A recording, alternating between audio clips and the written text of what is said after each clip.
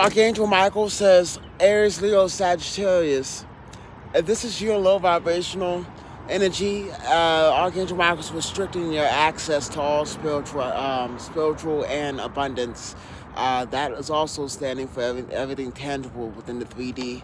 There's some type of attack to do with an Earth Angel, Archangel Azrael is ending your soul contracts for the ones that have decided to tamper with Egyptian knowledge, and it's been a massive shift based off your Mars energy. Archangel Raziel is also here saying this is spiritual karma being played out from the Ashrine Council and the Greys at this time.